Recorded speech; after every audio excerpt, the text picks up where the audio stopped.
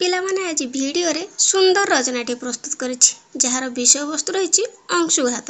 ତେବେ ଆସନ୍ତୁ ଡେରି ନକରି ଭିଡ଼ିଓଟିକୁ ଆରମ୍ଭ କରିନେବା। ସର୍ବପ୍ରଥମେ ଉପକ୍ରମ। ଅଂଶୁ ଅର୍ଥ କିରଣ। ସୂର୍ଯ୍ୟଙ୍କ ଦେହରେ ଅନେକ ଅଂଶୁ ରହିଛି। ସୂର୍ଯ୍ୟଙ୍କର ସେହି ଅଂଶୁ ବା କିରଣକୁ ସହି ନ ପାରି ଯଦି କେହି ମୂର୍ଚ୍ଛା ଯାଏ, ତେବେ ସେ ଅଂଶୁଘାତରେ ପୀଡ଼ିତ ହେଲା ବୋଲି କୁହାଯାଏ। ସେଥିରୁ ସେ ବର୍ତ୍ତି ନ ପାରି ଯଦି ମୃତ୍ୟୁବରଣ କରେ, ତାହେଲେ ତାର ଅଂଶୁଘାତ ଜନିତ ମୃତ୍ୟୁ ହେଲା ବୋଲି କୁହାଯାଏ। ଓଡ଼ିଶା ଓ ଅଂଶୁଘାତ। ଓଡ଼ିଶା ଏକ ଗ୍ରୀଷ୍ମ ପ୍ରଧାନ ରାଜ୍ୟ।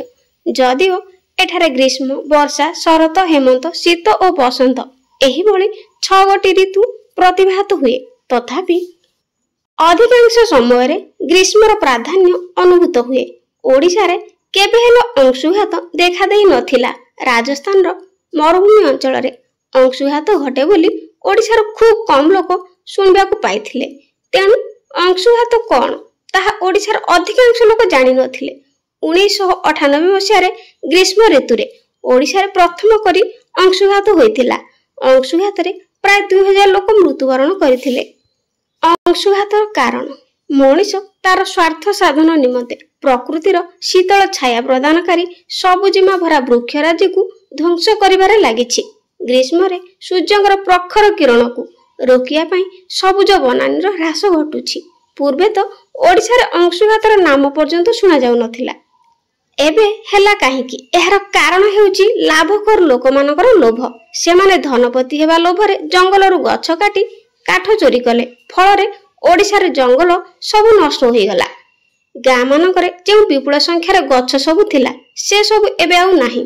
ଫଳରେ ଶୀତଳ ପ୍ରକ୍ରିୟାର ବିଲୋପ ଘଟିଛି, ଯାହାକି ଓଡ଼ିଶାରେ ଅଂଶୁଘାତର କାରଣ ହୋଇଛି। ଅଂଶୁଘାତରୁ ରକ୍ଷା ପାଇବାର ଉପାୟ। ଅଂଶୁଘାତ ପାଇଁ କୌଣସି ଔଷଧ ନାହିଁ, ତେଣୁ ପ୍ରତିଷେଧକ ହିଁ એકમાત્ર ପନ୍ଥା। ଗ୍ରୀଷ୍ମ ଋତୁରେ ଖରା ଟାଣ ହେବା ମାତ୍ରେ ଘରୁ ବାହାରିବା ଉଚିତ ନୁହେଁ। ନିହାତି ବାହାରକୁ ଯିବାର ହେଲେ ମୁଣ୍ଡରେ ଓଦା ଗାମୁଛା ପକାଇବା ଏବଂ ଛତା ଧରିବା ନିହାତି ଦରକାର। ପ୍ରଚୁର ପରିମାଣରେ କାକୁଡ଼ି, ତରଭୁଜ, ତୋରାଣି, ଦହି ଏବଂ ପାଣି ପିଇବା ଦରକାର।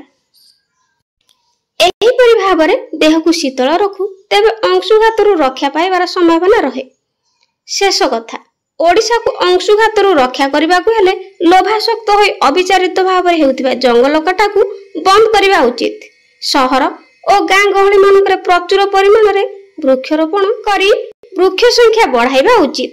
ଏ ବିଷୟରେ ଆମେ ଛାତ୍ରଛାତ୍ରୀମାନେ ମଧ୍ୟ ଲୋକମାନଙ୍କୁ ବୁଝାଇ ସେମାନଙ୍କୁ ସଚେତନ କରିବା ଉଚିତ। ପିଲାମାନେ ଭିଡ଼ିଓଟି ପସନ୍ଦ ଆସିଲେ ଚ୍ୟାନେଲକୁ ଲାଇକ୍, ସେୟାର, ସବସ୍କ୍ରାଇବ କରିବା ପାଇଁ ଜମାରୁ ଭୁଲିବେନି। ଆଜି ପାଇଁ ରହୁଛି, ଧନ୍ୟବାଦ।